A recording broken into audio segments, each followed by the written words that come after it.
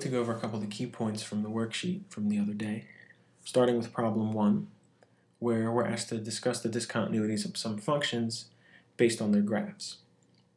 Now, looking at the graph of part A here, we can see that there are two discontinuities, right? There's one at -2, and there's one at +3. The reason being, if you try to draw this, when you get to -2, you suddenly have to pick up your pen, come up here, fill that dot in, then continue.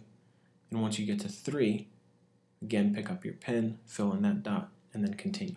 So intuitively, we understand that those are the two places where the function is discontinuous. Now we want to use mathematically appropriate language to explain which of the conditions for continuity fails. Well, let's start with this point, x is -2. We want to look at a couple of things. For one thing, we want to look at the limits as we approach -2, both from the left and from the right. As we approach from the left, come up to the graph a little bit to the left and come down towards -2, we see that the function looks like it should be -1. So that's our limit from the left. Likewise from the right, if we go to -2, a little bit to the right, go up to the function followed along towards -2, it looks like it should hit this point, which is at -1 again. So this limit is also -1. Now we can put this information together and conclude that since the right and left-hand limits agree, the limit itself, the limit as we approach -2 without specifying a side, also has to be -1. This is condition 2 from the notes in terms of the conditions for continuity, and this holds up. We also want that f is defined at whatever point we're looking at. And this also holds up, right? Because if we go to -2, the function is not defined down here, but it is defined up here. So I can say f of -2 is +1, the y value corresponding to that point.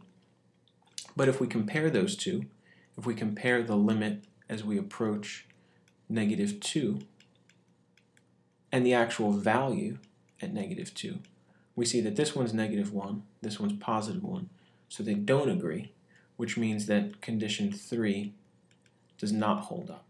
Graphing piecewise functions, I think, can sometimes be a little bit tricky, so I'd like to go through this one in detail.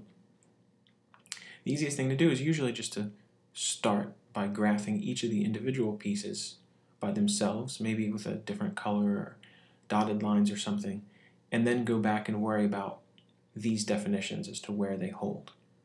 So for example, the first piece here is 1 minus x squared. So we've got y equals 1 minus x squared. I'd really prefer to write this as -x squared plus 1. That way you see that it's a parabola flipped upside down because of the negative sign and moved up 1. Right? So just plot a few points and see what it looks like. Maybe we'll pick a lighter color here.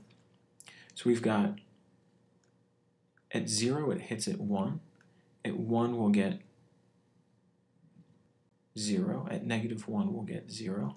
So the parabola is going to look something like this.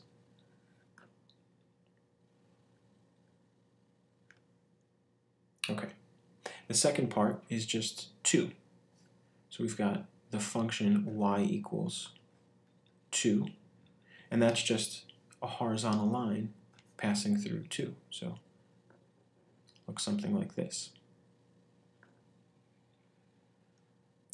And then the third piece is 4 minus x. Again, I kind of prefer to rewrite this as -x plus 4, just so we see that it's an mx plus b form.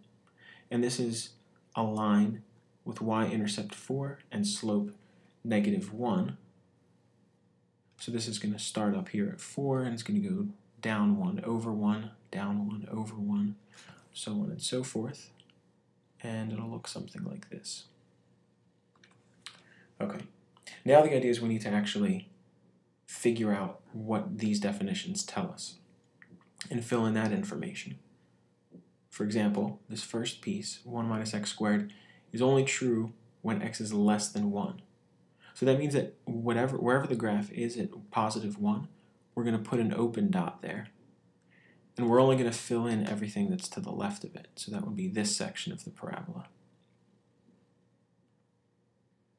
For the second piece, 2, it's only true when x is between 1 and 2, including 1 and 2.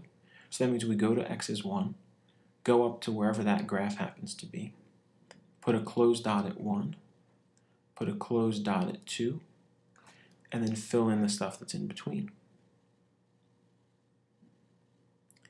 And then this final piece, 4 minus x, is only true when x is greater than 2. Now, we would put an open dot, but that open dot would fall right here. So it's already kind of filled in, which means we just continue the line from that point forward and get something that looks like this. Then we just get rid of all the other stuff that we had before, and we have our graph, which looks pretty much like that.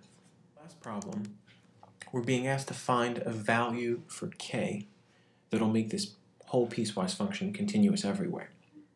Now, with piecewise functions, the first thing you want to do is look at the individual pieces and say, are they continuous everywhere?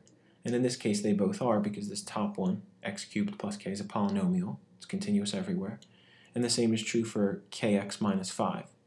Whatever we plug in for k here is just going to make this another polynomial, in this case a line, which is also continuous everywhere.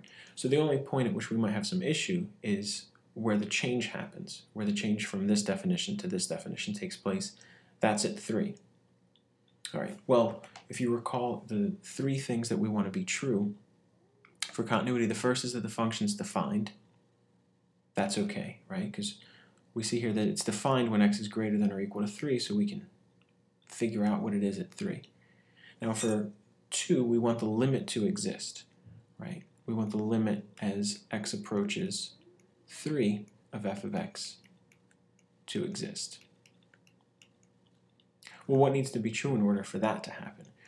Well, that means that the limit from the left at 3 equals the limit from the right at 3. Well, what's the limit from the left going to be? To the left of 3, we have this function, right? This function is what we get when x is less than 3. Okay, so the limit to the left is going to be the limit as x approaches 3 from the left of x cubed plus k. What about the limit from the right? The limit from the right is going to be the limit of this thing, right? Because this is what the function is defined to be to the right of 3, when we're greater than 3. So this is going to be the limit as x approaches 3 from the right of kx minus 5. In both of these cases, we're taking limits of polynomials, so we can just plug 3 in. So in this one on the left, we're going to get 3 cubed plus k. The one on the right, we're going to get k times 3 minus 5. And it's just a little bit of algebra here. We get 27 plus k equals 3k minus 5. We can add 5 to both sides, subtract k from both sides.